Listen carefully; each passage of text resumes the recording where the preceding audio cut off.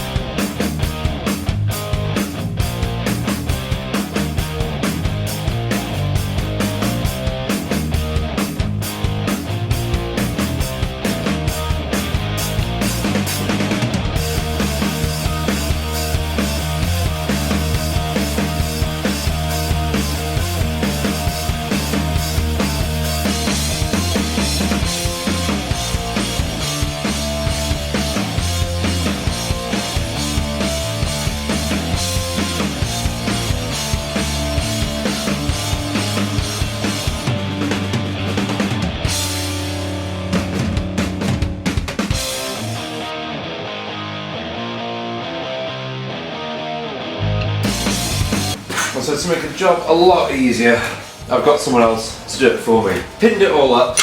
They did a really neat diamond stitch. So what I've done here is I've done a triple layer. So you've got leather on the top, there's some kind of wadding, and in between a really thick wadding, and then this it's a tough material pretty much. It's a bit like cars. So that puts it at the bottom, and then what that does is it pulls the stitching into the softest parts, which is the leather. And then they've done this lovely stitching for me down a double over stitch. Fits perfectly. So my job now is to get this over here, stretch it to fit. I might even need to just trim this a little. Trim the cushion at the back just a little at the front and pull that over, and that'll be job done.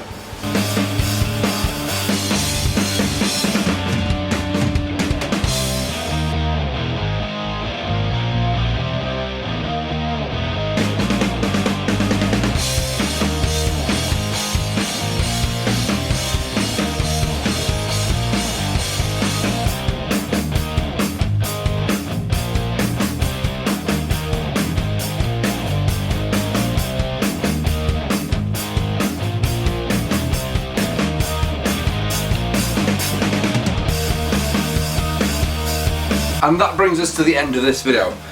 I know this video didn't quite go as planned. I mean, that is life and that is building bikes. So I was really looking forward to actually using that sewing machine and making the seat and everything like that. But as I mentioned before, for some reason, it just tripped the entire house. I have no idea why. My only guess is, I'm not an engineer, I'm not an electrical engineer, I'm not an electrician or anything like that. My only guess is with it being in that shed down there, it's not the driest of sheds. Could have got a little damp in there in the electrics, but if it's tripping the entire house, I mean the LCD system on the house here, if it's tripping the entire house, then probably not the best idea to use it, and of course we can't use it anyway because it trips it. So I mean, if you know, kind of common sense says not to use it if it's doing that. But we have got the seat here, and the seat, thank you so much to the Village Tailors in Harden. So if any of you around the northwest area and you know where Harden is and you want a seat done, then Village Tailors are the people that you'll want. Really good job. The tailor there, they're actually like a proper tailors, you know, so wedding dresses, suits and things like that. From what I saw on his suit stitching, the stitching is really nice, and it proves here as well that it works really well. And I mean, this is a really nice seat and it serves a purpose for what I want it to be as well. Really nice job, so thank you so much for that, and it saved the day. This seat now can be put on the CB750 in time for the bike shed show as well, so that has actually saved my bacon there. A few more days for the bike shed and then it can all be revealed, everything, the tank decals, I don't know if that video has gone out yet, tank decals, everything is exciting. And I don't think that the starting video is going to go out before the bike shed because we've got a couple of days. I want to start it before taking it down to the bike shed obviously, but I don't think that video will be done in time because we're running so behind on videos because of Diamond City Cycles build and everything like that. Speaking of which, if you want to win that CX500 flat tracker that I've built over in Diamond City Cycles, then head over to Diamond City Cycles' website and the link below. Donate, for every $5 that you donate, it gives you one entry to win that bike. So enough from me now. There will be videos on the bike shed, there'll be all sorts, riding videos, all sorts going on here. So that is all from me. Until then, ride safe, stay safe, and I will see you sometime this week, maybe.